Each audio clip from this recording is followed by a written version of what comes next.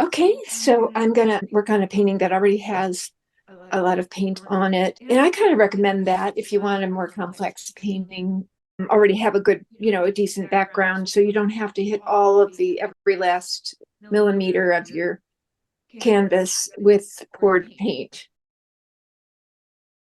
So here's a painting I've worked on a lot in the past, and it doesn't have much to lose. I'm going to use some acrylic that's gotten very blobby. So this is a bad old red oxide here. And this will make islands for the liquid or paint to run around. So I'm going to just smush it a little bit with my palette knife. It'll make some nice textures. This is House paint. latex house paint. You can see the beautiful strings I can get. Can you see that? Yeah. Okay, so I'll just do a little of that because I'm going to now put some extra water in there. So I'm just using a sprayer to put some water in. Okay, so this is more wet. I'm going to wet part of my canvas with a brush because I want to spread it out a little more without having to push the paint around. So I have that wet now. Now let me spill some in there. You see how it's naturally just spreading, which is helpful sometimes if you don't want to have all sharp edges. You see how this met the island of my acrylic goopy paint.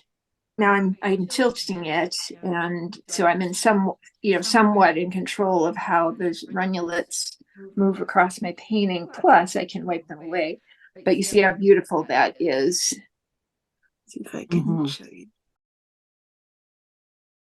So you can see where it really matters what consistency your paint has. When a watery paint brushes up against a less watery one, you have some really interesting effects, which is why this is so beautiful. The brown was not very watery and the marigold was very watery. So when you have the difference in consistency, it makes beautiful effects. Okay, so I'm gonna just pour this next to the red there. Oh, and you see this one starting to spread into the red. That's, yeah, some of those unpredictable things are just so pretty. Mm-hmm.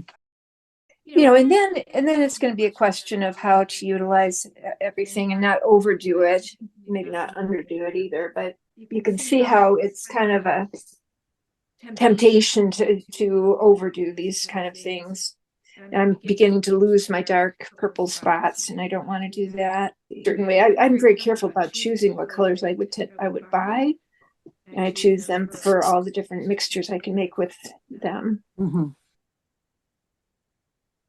So the main thing is the amount of water you put in, and you're going to need some because latex paint is not the right consistency for most things you'll want to do as an artist. So you can see where it's stopping on those strings a little bit, which is fun. Mm-hmm. That it acknowledges the strings as being a little impediment. Trying to get that to break through though. I mean, I'm noticing how beautiful this merged into my painting that was underneath. And to me, that's part of the most exciting parts of this is having the paint show through from underneath and how they interact. I do like the difference in quality between latex paint and acrylic. That's something I particularly enjoy, having the contrast. Mm-hmm. You can approximate some of this with acrylics, but there's something about the consistency. So I haven't found something as great as latex paint to do that. Mm-hmm. Okay, so we'll see how this dries. It takes a few days to dry and it does lose that juicy, exciting quality. So now you're faced with having to integrate this painting and help it make sense. I definitely needed to bring in some cools, and then it needed more structure.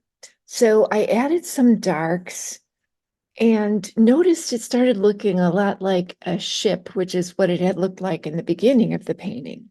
So I picked up that theme and enhanced this thing that looked like a bow on the left, lightened up the upper right corner. I really wanted to feel that billow and breeze of the wind in the sails. And that was what grabbed my imagination to help bring the painting to completion.